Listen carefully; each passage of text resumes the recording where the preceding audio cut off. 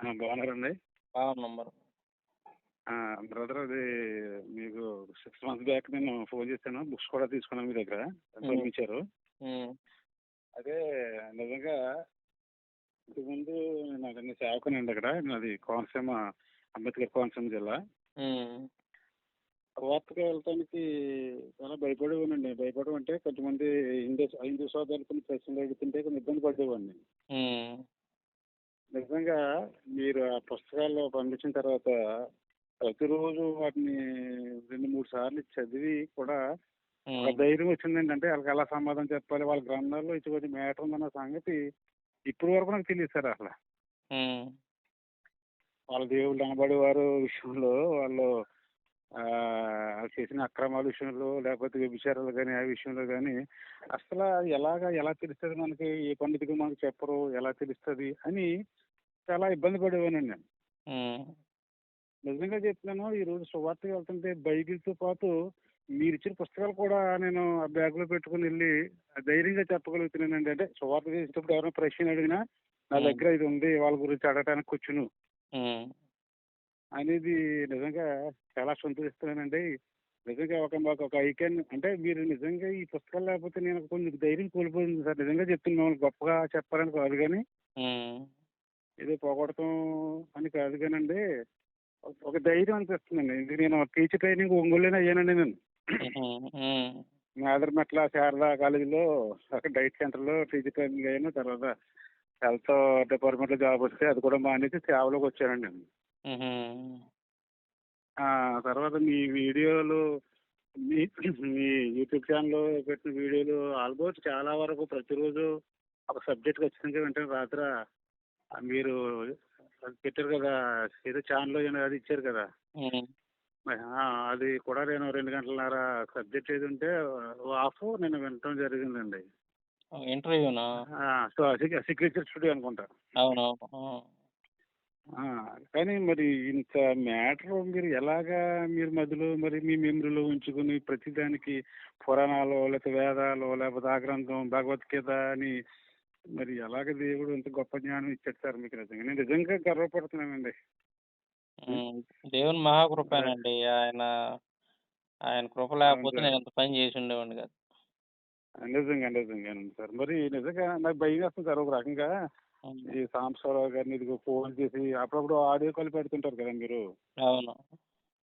నాకు ఎవరి నుంచి ఇబ్బంది కలుగుతదేమో బ్రదర్, లేదా వాళ్ళు ఈరోజు ఉండాలి మనకి. ఎలాగని నిజంగా మీ కుటుంబం గురించి నేను ముమ్మారు ప్రార్థన చేస్తాను సార్. మా ప్రార్థనలు ఎప్పుడు జ్ఞాపకం చేసుకుంటాను. ప్రభా ఏ విధమైన దుష్టుడు ఆయన ముట్టకుండా చూడండి అని. హ్మ్. ఆ, మరి మీ ధైర్యానికి నిజంగా మరి సేవకులు కాదంటున్నారు మీరు. నిజంగా ఈ సేవకుడు కాకుండానే ఇన్ని గ్రంథాల మీద మరి బైబిల్ గ్రంథం మీద నుంచి పుస్తకాలు ఎలా సాధించేస్తారు నాకేం అర్థం కావట్లేదు అసలు. ఆ? అంటే సేవకులే అవ్వాలని ఏముంది గానీ, అది ఆహ్, నేను సాధారణ సాధారణంగా విశ్వాసినే. కాకపోతే ఏందంటే, ఇప్పుడు ఈళ్ళు ఈ తప్పుడు ప్రచారం జేయటం అనేది చూసి మనం ఓర్చుకోలేకపోతున్నాం. ఇప్పుడు అవునండి, అవునవును. దేవుడి మీద ఈ రకంగా ఈళ్ళు అబద్ధాలు లేనిపోయిన అబద్ధాలు ప్రచారం జేత్తంటే, అబాండాలేత్తంటే, అవునండి. ఆ రోషంతోటి నేను అయన్నీ చదవాల్సొచ్చేది బ్రదర్. వీళ్ళకి బుద్ధి జెప్పాలన్న అబ్బబ్బా! ఉద్దేశంతోటి. ఆ!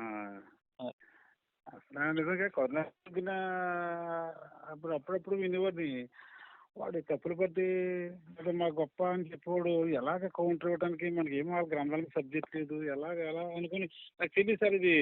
నేను ఇంచుమించు ఒక 8 నెలల క్రితం నుంచే మీరనేది నాకు కొంచెం చూడటం అండి. ఇంతకుముందు చూసేదాన్ని పట్టించుకున్నాను కాదు. అదే అలా చెప్పారు కదా అనుకునేవాడిని. హ్మ్. డీప్‌కి వెళ్ళిన తర్వాత అబ్బో! ఇంత సబ్జెక్ట్ ఉంది ఈయన దగ్గర ఏంటి వాట్ ఈస్ వాట్ అని తర్వాత ఇంకా కరుణ గారు సుగుణ కూడా మీకు కౌంటర్ ఇవ్వలేని పరిస్థితికి వచ్చిన స్థితి ఉందంటే హ్మ్. మళ్ళీ ఎవరో ఏదో డాక్టర్ ఉంటారు కదా మీరు, హ్మ్. ఆ భాష ఉపయోగించారు. అతని విషయంలో కూడా మాట్లాడలేని పరిస్థితి వాళ్ళకి వచ్చిందంటే నిజంగా చాలా అప్రిషియేట్ చేస్తున్నాను సార్. నిజంగా మీలాంటి వాళ్ళు తరానికి ఒకరు ఉండాలండి బాబు. హ్మ్. చాలా సంతోషం సార్. నిజంగా బుక్స్ పట్టుకుని వెళ్తున్నాను సార్ సువార్తకి. నిజంగా చెప్తాను, అబద్ధం ఆడలేదు. చర్చిలో హ్మ్. పైన చర్చిలో కూర్చొని మాట్లాడుతున్నాను. నా హ్మ్. బైబిల్‌తో పాటు మీ పుస్తకాలు పట్టుకొని వెళ్తున్నాను. అంటే ఎవరైనా వచ్చినా ఎదుర్కొనే పరిస్థితి. హ్మ్. ఆ! బైబిల్ నుంచంటే ఆహ్, మీకు ఆ నాలెడ్జ్ ఉంటది సేవకులు గాబట్టి, వాళ్ళు ఏ ప్రశ్న అవునండి, అవును. అడిగినా మీరు చెప్పగలుగుతారు బైబిల్ నుండి. బైబిల్ అవునండి. చెప్తారు. అవునండి. అవును. చెప్పినప్పుడు అవతలోడు వాడు నిజంగా తెలుసుకోవాలని గాదు గదా! మిమ్మల్ని క్వెషన్ చేసేవాడు. వాడు హ్మ్. మిమ్మల్ని బ్లేమ్ అవును. జేయాలని, మిమ్మల్ని అవమానించాలని, మిమ్మల్ని ఏదో తప్పుగా చిత్రీకరించాలని వాళ్ళు ఆ! ప్రశ్నలడుగుతుంటారు నిలదీసి. అలాంటి వాళ్ళకేందంటే మనం బైబిల్ నుండి మీరు చెబుతారు ఇనరోళ్ళు.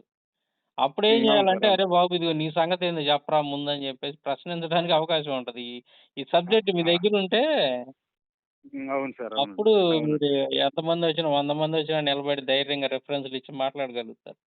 అవునవును. నిజంగా చెప్తాను సార్. నిజంగా ఒక ఇంచుమించు ఒక 3 నెలల నుంచి నా విధానం అంతా వాళ్ళు ఆశ్చర్యపోతున్నారు. చర్చ్ మెంబర్స్ కూడా అన్నారు. "ఏంటండి పాస్టర్ గారు ఎలాగ ఎన్ని ఎప్పుడు నేర్చుకున్నారని" అంటున్నారు.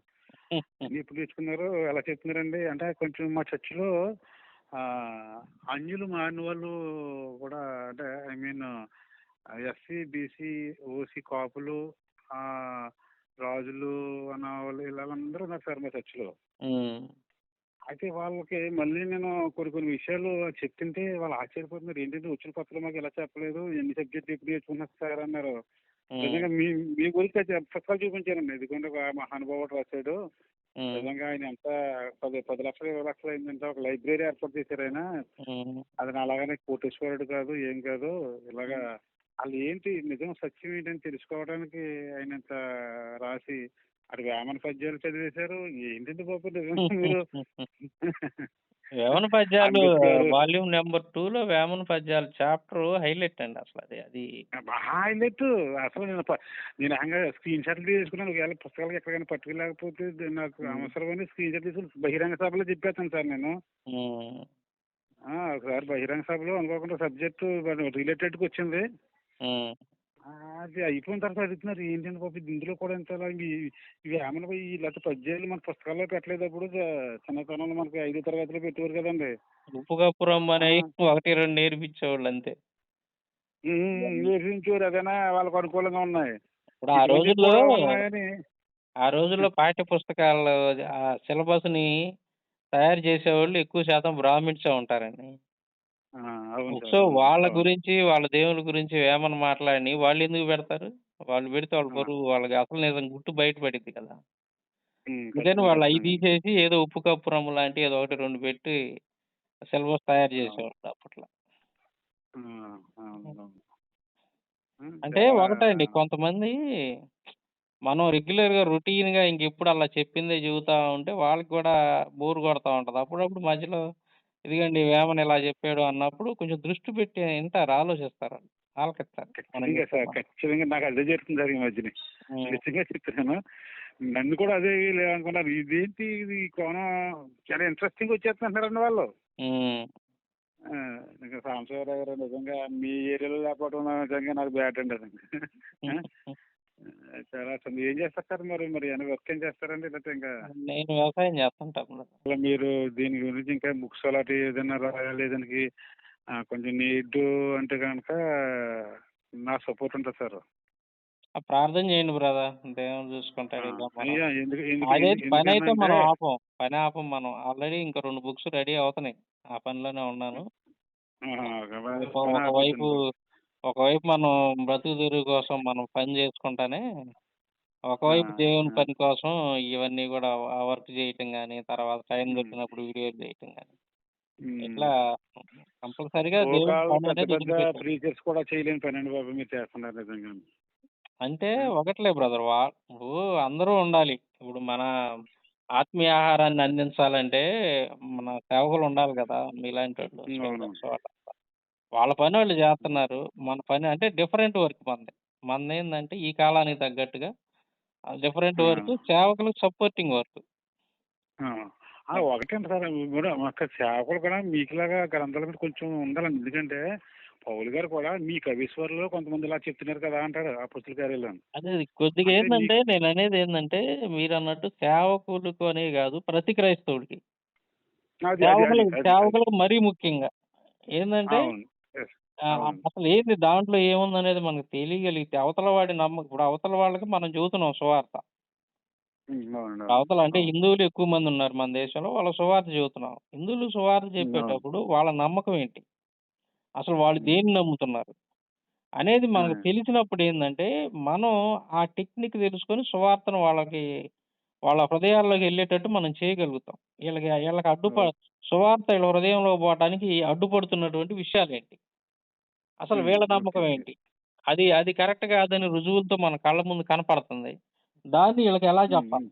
ఎలా రుజువులు ఒకటి మనం ఏదో నోటికొచ్చింది చెప్పేసామనుకోండి, మనకు తెలిసిన విషయమైనా, అది నిజమైనా సరే, ఏదో ఆ! రిఫరెన్స్ లేకుండా, ఆధారం లేకుండా చెప్పేసామనుకోండి, వాళ్ళు లెక్క చేయరు, పట్టించుకోరాళ్ళు. ఎందుకంటే, ఈళ్ళు ఆ! క్రైస్తవులు గదా! ఆళ్ళు అట్నే చెబుతారులే అనుకుంటారు. ఎప్పుడైతే మనం ఇదిగో మీ పలానా గ్రంథంలో, ఇదిగో ఆ! రామాయణంలో పలానా సర్గాలు, పలానా శ్లోకంలో ఇలా ఉంది చూడండి అని మనం ఎప్పుడైతే పర్టిక్యులర్ రిఫరెన్స్ నొక్కి చెబుతామో, అప్పుడు ఆ!